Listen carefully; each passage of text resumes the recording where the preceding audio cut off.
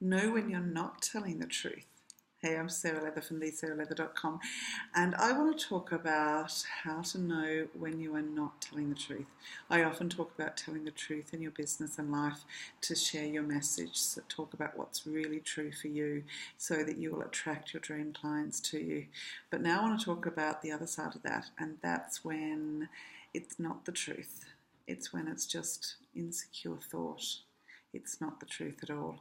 It's stories that you're telling yourself in your head of how you're not qualified enough, of how you're not skinny enough, you're not tall enough, you're not blonde enough, you're not pretty enough, you're not anything enough, you're not advanced enough, experienced enough, just all those stories we tell ourselves about how we're not quite there yet. We're not there yet. We just need to do this. We need to just go off and do that master's, or go and do that PhD, or go and do 2 years voluntary work over here before we can actually do this kind of work. And it's not the truth. It's just insecure thinking. And all you need to do is recognize it and separate the insecure thoughts from what the actual truth is. And you do that by just noticing it. Just notice it. Notice what's purely insecure thinking and what's the actual truth. I'll tell you a little story. A few years ago, I was running a really busy practice, a natural health practice. I was very successful. I've been on national television loads of times. I had a book that was sold, really was a bestseller on Amazon. And I had a waiting list of clients. And I was not overly loving what I was doing. I felt stressed and burnt out. Again, I had been through several cycles of burnout, but I had 4 kids and like our household, needed my income. And I thought, well, if I took a week off, I'd been a year or so without taking any holidays from work. And if I'd been sick a few times, and whenever I'd been sick, I'd gone back to work really way too fast. And it just wasn't working for me. So I thought what I was doing was wrong.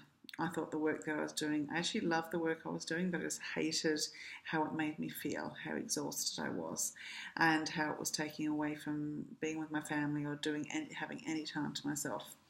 So what I did was started looking at what else I could do. I was looking at going and getting a job. I even looked at going back and retraining as a nurse and going back to work in intensive care where I'd worked in my 20s, until I reminded myself why I left there in the first place, because basically I'm unemployable. I hate anyone telling me what to do.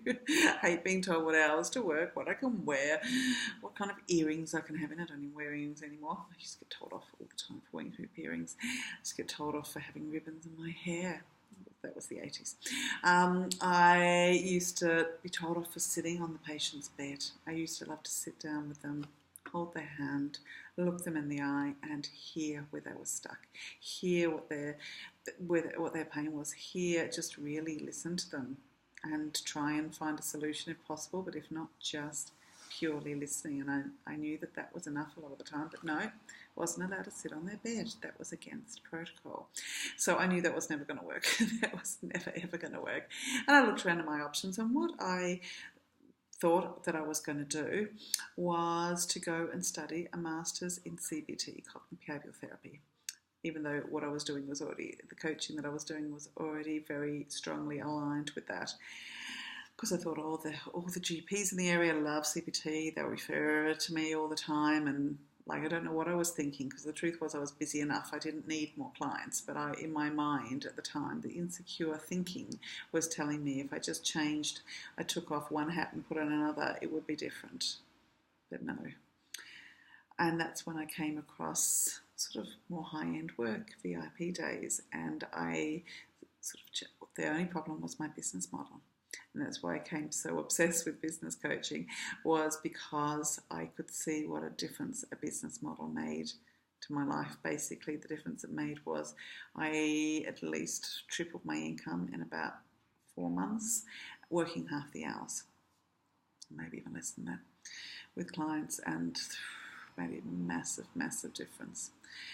So you need to be aware of what's the truth. And the way the truth came into that was actually one of my besties here. She said to me, she's a psychotherapist, and she said to me, haven't you already done lots of study? And I said, maybe. And I sat down, I did an exercise that I often ask my clients to do when they're feeling there's kind of not enough, that I need to go off and do something else. And I listed out all of my trainings, and it equated to 9 years of full-time study. And then I just laughed at myself then. I absolutely laughed at myself when I looked at all of my qualifications and all of the trainings and all of the everything. I just thought, oh my God, that's a lot. I've studied a lot, and that wasn't counting the books or the online seminars or all the stuff, all the courses. It didn't even count so much of that stuff. And I've done heaps since then as well. Probably get to 10 years now. So that's when I could separate what was insecure thought and what was the truth. The truth was I knew enough. The truth was I had everything I needed to earn more money and less hours. I just needed to change my business model. And then I got help and support to do that as well, and that's made a massive difference. So I'd like you to notice where you're not telling the truth, and where that maybe just question, is this just insecure thought? And that's all it is thought. And you recognise what is the truth. The truth is you are enough. You probably know enough. You probably have done enough to do what you're here to do. So separate that, move away from the insecure thought, and do what you were put on this beautiful earth to do. Okay, bye for now.